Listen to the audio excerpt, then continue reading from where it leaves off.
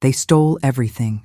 My husband, his family, they took my millions, threw me out like garbage, and left me with nothing.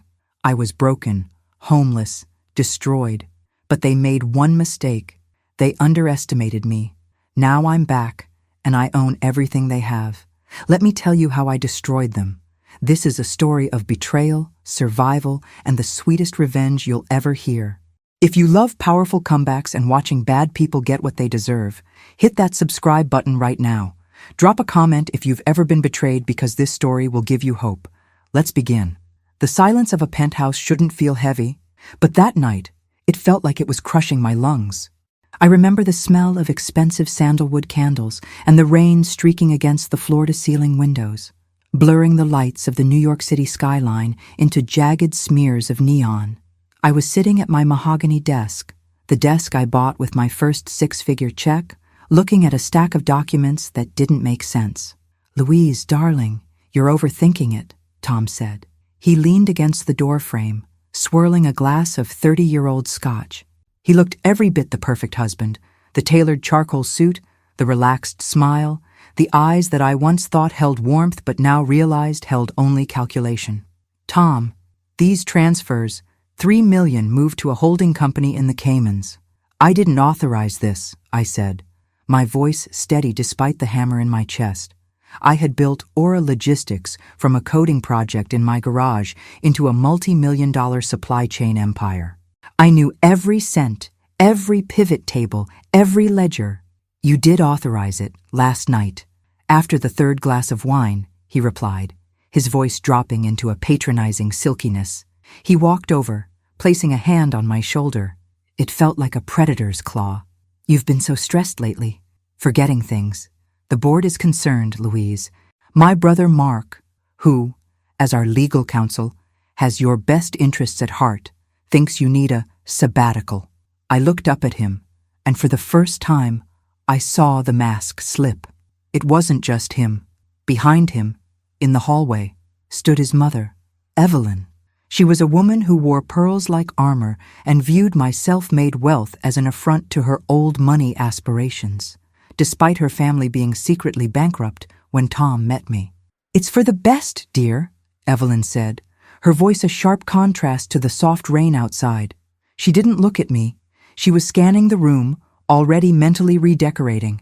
"A woman of your temperament shouldn't be burdened with such high-level finances.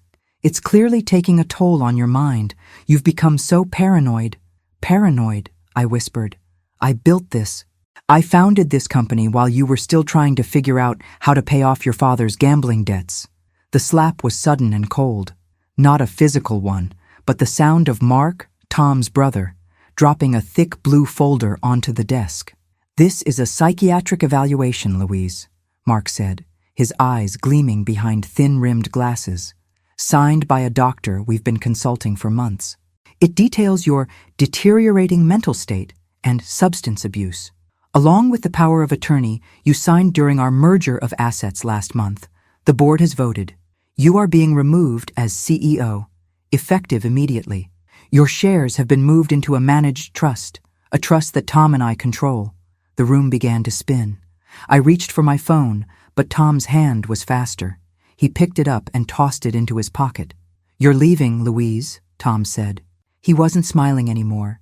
His face was a blank wall of indifference. "I've already had your personal belongings packed. They're in the lobby. Don't worry. We left you a few $1,000s in a new account. It should last you a month in some suburban motel. Consider it a severance package for your service to my family." "Your family," I choked out. "This is my life. This is my legacy." "It was," Evelyn chimed in, stepping into the room and running a finger along the edge of my desk, checking for dust. "But now it's our inheritance. You were always just the engine, Louise. But an engine is useless without the people who know where to drive the car. Security is waiting downstairs. Don't make this pathetic. You've already lost." I was escorted out of my own building by men I had hired, men whose salaries I had paid for years. They wouldn't even look me in the eye. As the elevator doors closed on the 48th floor, I saw Tom, Mark, and Evelyn standing there, framed by the luxury I had created, looking down at me as if I were a glitch in their perfect system. I stood on the sidewalk in the pouring rain, clutching a single suitcase. No phone, no access to my accounts. Just the cold realization that I had been played by the people I loved most. They thought I was a broken woman. They thought they had taken the queen off the board. What they forgot was that I didn't just play the game. I designed the software the game runs on. I spent 48 hours in a motel in New Jersey that smelled of stale cigarettes and cheap bleach. I sat on the edge of a bed with springs that groaned under my weight, watching the flickering neon sign of a 24-hour diner across the street. Most people would have called a lawyer. Most people would have spiraled into a public breakdown, but I didn't. I sat in the dark, and I calculated. Tom and Mark thought they were geniuses because they had manipulated a grieving woman. They thought they had scrubbed me from the system. But they didn't understand one fundamental truth about me. I am a coder first, and a CEO second. You can take my desk, you can take my name off the building, but you cannot delete the architecture I built into the very bones of the company. 2 years before I even met Tom, I had installed what I called the Ghost Protocol. It wasn't a virus. It was a mirror. Every transaction, every private email, every offshore routing instruction that passed through Aura Logistics servers was duplicated and sent to a secure, decentralized server in Switzerland that didn't exist on any corporate map. I hadn't used it because I trusted my team, but I had built it because I knew that in business, the only person you can truly trust is the person who has nothing to gain from your failure. I walked 3 miles to a public library, used a burner laptop I bought with my remaining cash, and accessed a hidden partition in my Uncle Arthur's private cloud.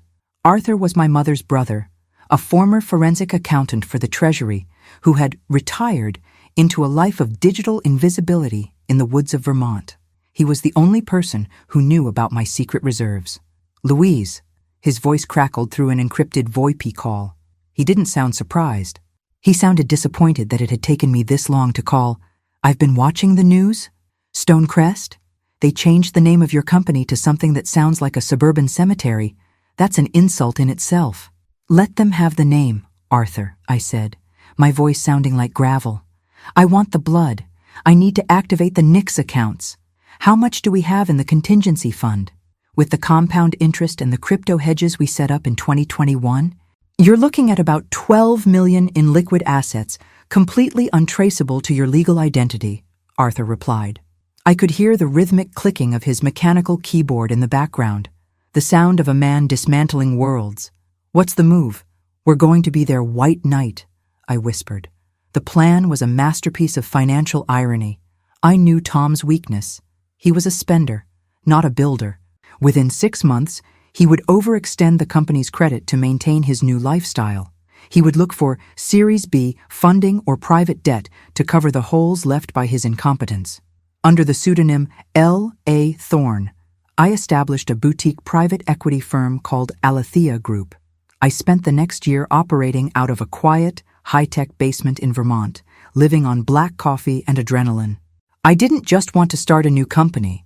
I wanted to become the ghost that haunted my old one. Using Arthur's expertise, we began debt loading. We didn't buy shares. Not yet.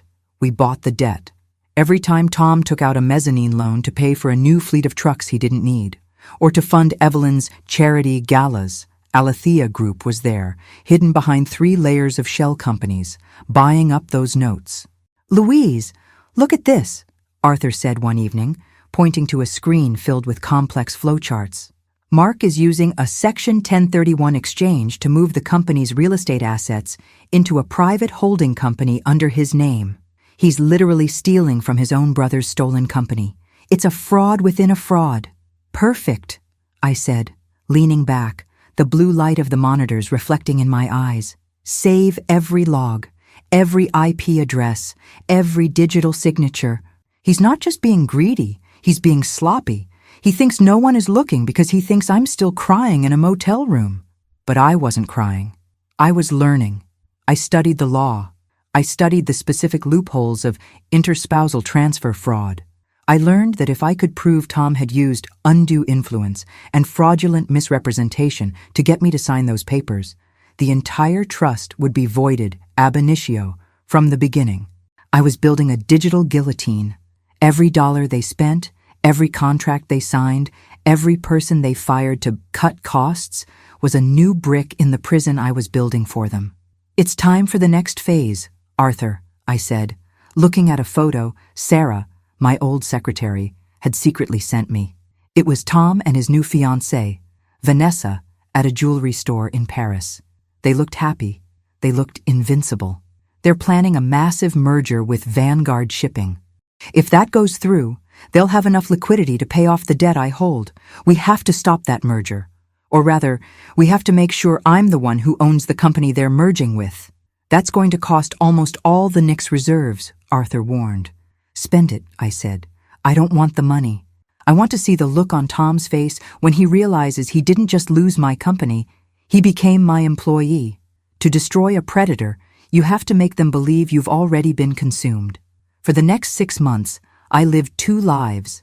By night, I was the architect of their demise, sitting in a high-tech bunker in Vermont, moving millions of dollars through encrypted equity swaps. By day, I was the broken Louise. I made sure I was seen.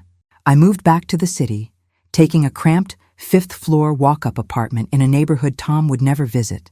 But I made sure to frequent the coffee shop near our old headquarters. I wore the same coat every day, a slightly frayed wool trench. I stopped wearing makeup. I let the dark circles under my eyes become my camouflage.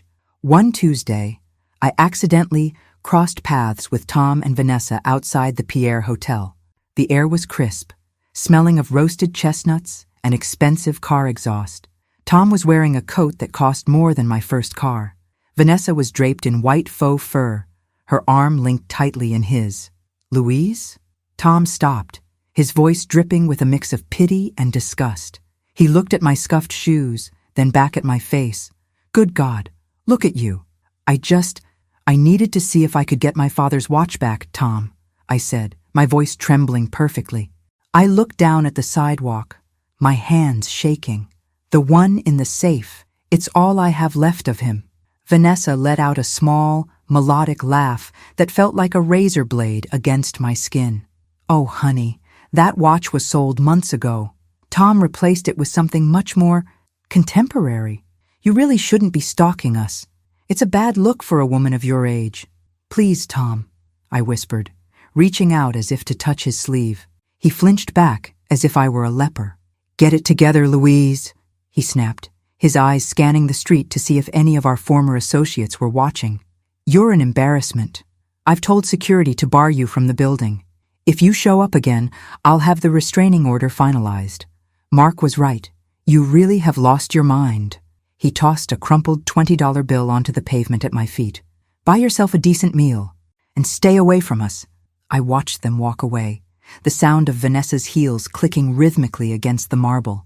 I waited until they turned the corner before I picked up the $20 bill. I didn't feel humiliated. I felt electric. His arrogance was a fog that blinded him. He didn't notice the tiny, high-gain directional microphone hidden in my broken umbrella, recording every word they said, including the mention of a secret offshore account. He was hiding from Mark. The tension reached a breaking point 3 weeks before their wedding of the century. I was in my secret office, a rented co-working space under a shell company name, when the door opened. It was Mark. My heart stopped. Had I been followed? Can I help you?" I asked, keeping my face in the shadows, my heart hammering a frantic rhythm against my ribs.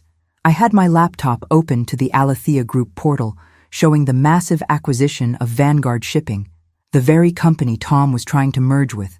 Mark walked in, looking around the sterile room. He was a shark who lived for the scent of blood. "I'm looking for a Mr. Thorne. I was told he operates out of this suite." "Mr. Thorne is in London for the week," I said, my voice cold and professional, a complete 180 from the broken woman on the street. "I'm his executive assistant. How did you get past the lobby?" Mark narrowed his eyes, leaning over the desk. He was inches away from the screen. "You look familiar. Have we met?" "I doubt it," I said, slowly closing the laptop lid. Click. The sound felt like a gunshot in the silent room. "I moved here from Singapore last month. Now, if you don't have an appointment, I'll have to ask you to leave. Alethea Group prizes its privacy.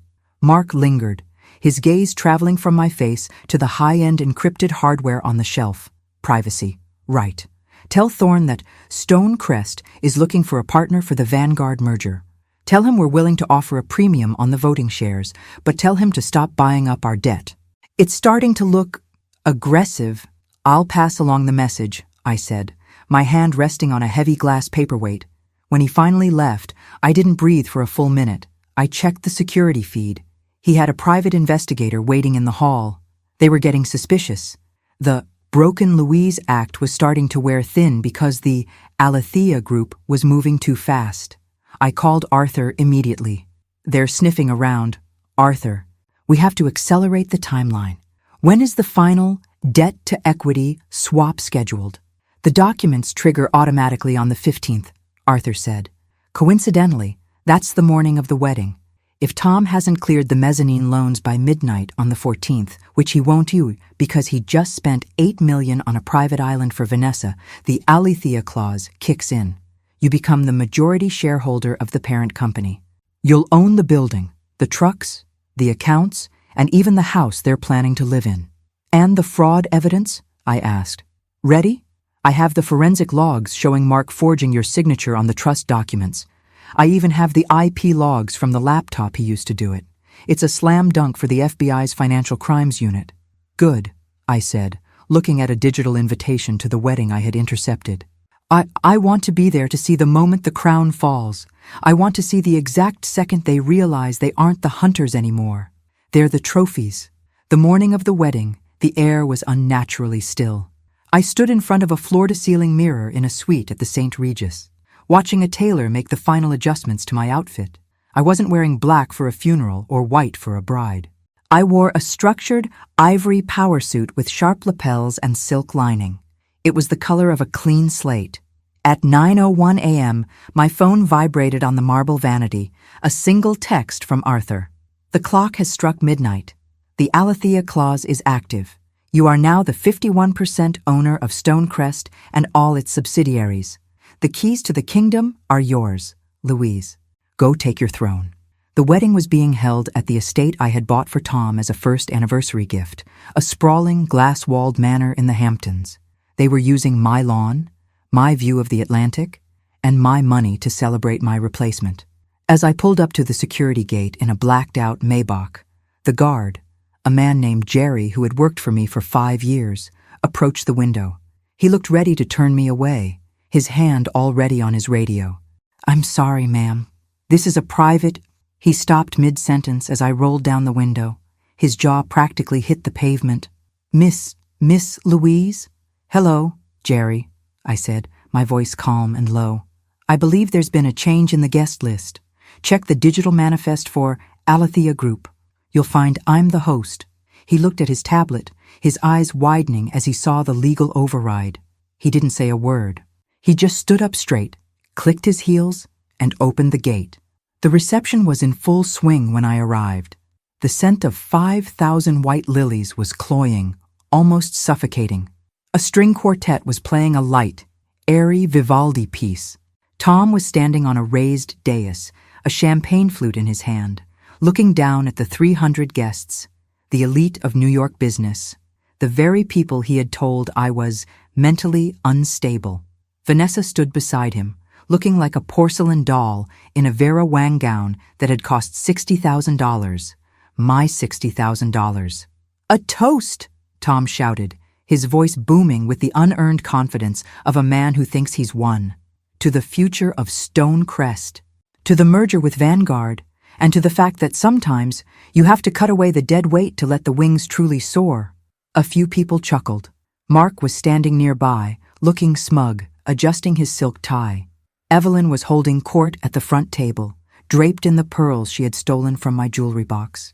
I didn't run in. I didn't scream. I simply walked down the center aisle of the ballroom. The sound of my heels against the polished white marble was like a series of rhythmic gunshots. Clack, clack, clack. One by one, the conversations died. People began to whisper, "Is that Louise? I thought she was in a facility. Look at her. She looks different." Tom spotted me when I was 20 feet away. The blood drained from his face so fast I thought he might faint. He gripped the microphone stand to steady himself. "Louise?" he stammered, his perfect husband mask cracking in real time. "What are you doing here? I told you. Security. Someone get this woman out of here. She's trespassing." I stopped at the edge of the dais. I looked up at him, my expression completely neutral. I didn't feel anger. I felt the cold, hard satisfaction of a mathematician who has finally solved a complex proof. "I'm not trespassing, Tom," I said. My voice wasn't loud, but in the sudden silence of the room, it carried to every corner. "You can't trespass on property you own. You're delusional." Mark stepped forward, his face twisting into a sneer. "You have no rights here. We have the trust documents. We have the mental health affidavits. You're nothing but a ghost, Louise. Leave now before I have the police drag you out in handcuffs." I turned my gaze to Mark. I saw the slight sweat on his upper lip. I saw the way his fingers were twitching. He was a lawyer. He knew that my presence, looking like this, meant the game had changed. "The trust documents you forged, Mark?" I asked. I reached into my slim leather portfolio and pulled out a single sheet of paper. "Or the affidavits you bribed a disgraced doctor to sign? Tell me, did you think I wouldn't notice the IP address on the digital signature was registered to your private beach house?" The room gasped. I stepped up onto the dais, moving Tom aside as if he were a piece of furniture. I took the microphone from the stand. "Ladies and gentlemen, I apologize for the interruption," I said, looking out at the crowd. "But as of 9:01 a.m. this morning, Alethea Group has completed a mandatory debt-to-equity swap. Tom, Chai, and Mark, you've spent so much of the company's capital on this wedding and your offshore diversions that you triggered the default clauses on the mezzanine loans I've been buying up for the last year." I turned to Tom. His mouth was hanging open. "I own Stonecrest, Tom. I own the Vanguard merger. I own this house. I own the car you drove here in. And as the new majority shareholder and chairperson of the board, I have a few announcements to make. You can't," Tom whispered, his voice cracking. "First," I continued, looking him dead in the eye, "Tom, you are fired for cause embezzlement, breach of fiduciary duty, and gross incompetence.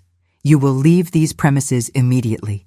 You are not permitted to take anything that wasn't on your person when you entered this marriage," which, if I recall, was a suit with a hole in the pocket and a mountain of credit card debt. Vanessa let out a strangled cry. "Tom, what is she talking about?" "The island. The trust. The island was bought with a loan that just defaulted." "Vanessa," I said, giving her a small, pitying smile, "I'm sure you'll find a way to manage. Perhaps you can return the dress. I believe it's still within the 30-day window." Evelyn stood up, her face a shade of purple I didn't know was biologically possible. "You spiteful, low-class girl. You can't treat us like this. We are family." "We were never family, Evelyn," I said, my voice turning to ice. "You were parasites, and a parasite only survives as long as the host allows it." I looked toward the back of the room. The heavy oak doors swung open. 4 men in dark suits walked in, followed by 2 uniformed officers. "Mark," I said, pointing to my brother-in-law. "This is Special Agent Miller from the FBI's Financial Crimes Division. They've been very interested in the Section 1031 real estate fraud you've been running. And Tom, they have the recordings from my broken umbrella. You remember, the ones where you discussed hiding the Cayman's accounts from the IRS?" Mark tried to bolt toward the side exit, but he was tackled to the ground before he made it 5 steps. The sound of the handcuffs clicking shut was the most beautiful music I had ever heard. Tom didn't run. He just collapsed into a chair, burying his face in his hands. He looked small. He looked pathetic. He looked like exactly what he was, a thief who had forgotten that you can only steal from someone who isn't watching. "One last thing," I said, leaning into the microphone as the officers led Mark and a screaming Evelyn away. "The bar is now closed. Please leave your gift bags at the door. They were paid for by a company that no longer exists." I stood on the dais, alone, as the room cleared in a panicked rush. I watched the sunset over the Atlantic, the orange light reflecting off the glass walls. The silence was finally back, but this time, it didn't feel heavy. It felt like freedom. The weeks following the wedding were a masterclass in controlled demolition. Most people think revenge is a single, explosive moment, a fire that consumes everything in an instant. But true revenge, the kind that lasts, is a slow, freezing winter. It is the steady, rhythmic sound of a gavel hitting a wooden block. I spent my mornings in the glass-walled boardroom of the newly reinstated Aura Logistics. The Stonecrest signs had been torn down within 48 hours, replaced by my original logo. I sat at the head of the table, watching the rain, different rain now, not the heavy, suffocating storm of my betrayal, but a light, cleansing spring mist. Mark was the first to fall. The evidence Arthur and I had compiled was so airtight that his own defense lawyers advised him to take a plea deal within the first month. He had underestimated the digital trail he'd left while forging my signatures and moving company assets. He was sentenced to 12 years in a federal penitentiary for wire fraud, identity theft, and money laundering. I went to his sentencing. I sat in the front row, wearing a sharp navy blazer, my expression unreadable. When the guards led him away in shackles, he looked at me, truly looked at me, and for the first time, I didn't see the arrogant lawyer. I saw a small, terrified man who realized that the weak woman he had tried to bury was actually the ground he was standing on. Evelyn's downfall was perhaps the most poetic. Without Tom's stolen millions to prop up her lifestyle, her old money facade shattered like cheap glass. It turned out she had been using company funds to pay the property taxes on her family's crumbling estate for years. I personally bought the debt on that estate through a subsidiary. I didn't kick her out onto the street immediately. I waited until the day of her annual spring gala. Instead of her high society friends, she was met at the door by a team of professional movers and a sheriff with an eviction notice. She now lives in a tiny, one-bedroom apartment in a part of town she used to scoff at, clutching her fake pearls and telling anyone who will listen about the ungrateful girl who ruined her life. No one listens. As for Tom was the hardest to break because he had nothing left to lose but his ego. The Section 1031 fraud and the recordings from my umbrella were enough to ensure he would never work in finance again.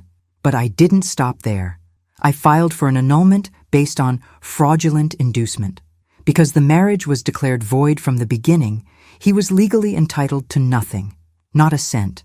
He tried to sue for a settlement, but his reputation was so toxic that no reputable firm would take his case. Last I heard, he was working as a junior sales associate for a third-tier car dealership in the Midwest, living in a studio apartment and driving a 10-year-old sedan with a rusting frame. Every time he sees a truck with the Aura logo on the side, and they are everywhere now, he is reminded of exactly what he threw away. I stood on the balcony of my penthouse last night, the same balcony where I once felt like my life was ending. The city was a sea of light beneath me. My company is now valued at 3 times what it was before the betrayal. I have a new team, people I've vetted with the scrutiny of a hawk. Arthur is my chief financial officer now. He finally left the woods of Vermont for a corner office with a view of the park. I realized then that they didn't just take my money. They gave me something far more valuable. They gave me the proof of my own strength. They tried to burn my world down, but they forgot that I am the one who knows how to build out of the ashes. I looked at the gold watch on my wrist, a new one, a Patek Philippe I bought for myself. It doesn't represent my father's legacy anymore. It represents mine. The Logistics Queen isn't just a title, it's a reality. I am the architect of my own fate, and I have never been more powerful. Success is the best revenge, they say. But I disagree. Success is just the foundation. The best revenge is watching them realize that while they were playing a game of checkers, I was the one who owned the board.